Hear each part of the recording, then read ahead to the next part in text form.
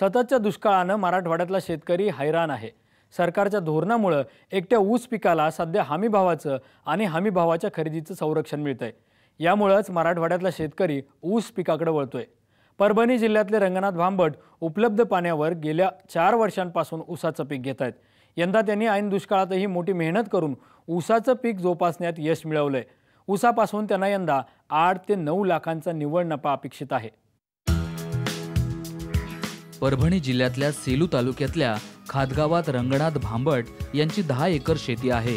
पूर्वी ते यामध्ये कापूस, तूर, सोयाबीन यासारखी कोरडवाहू पिकं घेत होते, पण या पिकांना सरकारी हमीभावाचं पुरेसं संरक्षण नसल्यानं कोरडवाहू पिकांची शेती आर्थिकदृष्ट्या परवडत नसल्याचं त्यांच्या लक्षात आलं। मग त्यांनी आपला मोर्चा बागायती पिकांकडे वळवला। बागायती पिकांमध्ये ऊसाच्या पिकाला असलेलं हमीभावाच्या खरेदीचं संरक्षण रंगनाथ यांनी लक्षात घेतलं आणि ऊसाची लागवड केली। मी 2012च्या अगोदर पारंपरिक पद्धतीने शेती करीत होतो। त्यामध्ये कापूस, तूर, सोयाबीन, मूग, उडीद, पण त्याच्यात काही उरत नव्हतं म्हणून 2012ला मी सुरुवातीला दुधनावून पाईपलाईन करून 2 एकर ऊस लावला। त्या 2 एकर ऊसमध्ये हमीभावामध्ये मला चांगलं उत्पन्न आणि चांगला पैसा भेटला। त्याच्यानंतर मी स्वतःच्या शेतामध्ये विहीर खोदायला सुरुवात केली। MRGSमधून फाईल टाकून विहीर खोदायला सुरुवात केली।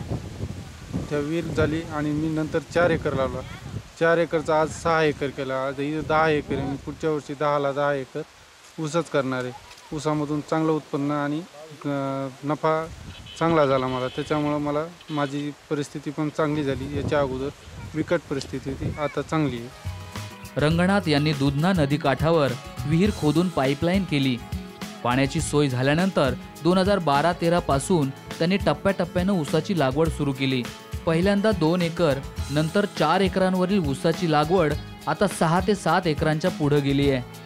2012ला मी सुरुवातीला 3 एकर ऊस लावला।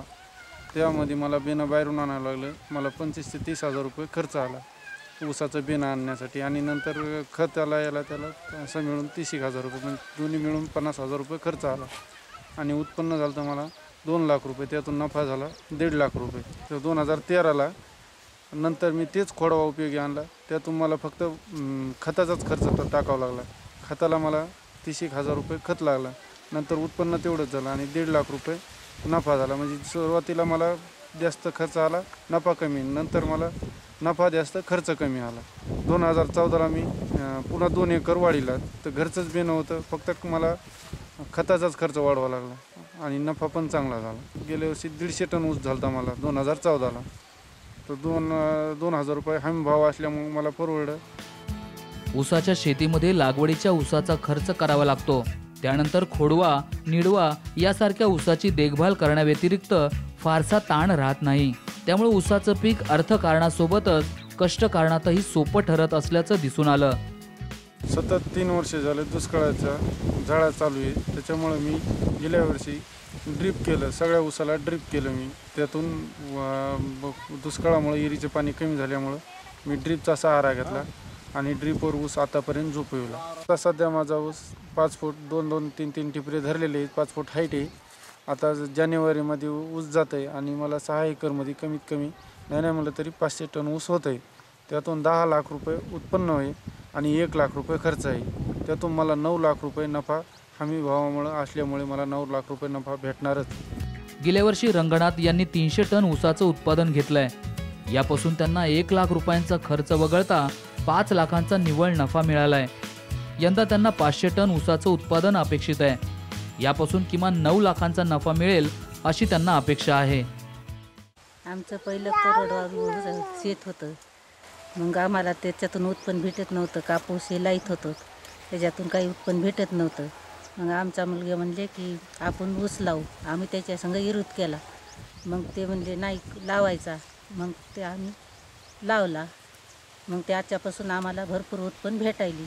2009ला माझं निर्णय झालं। त्यावेळी आम्हाला आर्थिक परिस्थिती आमची थोडी बरोबर नव्हती आणि मग 2012पासून ऊस लावायला ठरवलं, ऊस लावायचं आम्हाला। मग आमचे भाऊजी आणि त्यांनी ठरवलं। मग ऊस लावल्यानंतर आमची आर्थिक परिस्थिती थोडी चांगली झाली। मराठवाड्यात 10 एकर शेतीत कोरडवाहू पिकाचं उत्पादन घेतलं तर जेमतेम 3 ते 4 लाखांपेक्षा जास्त नफा मिळणं म्हणजे अतिशय अवघड गोष्ट.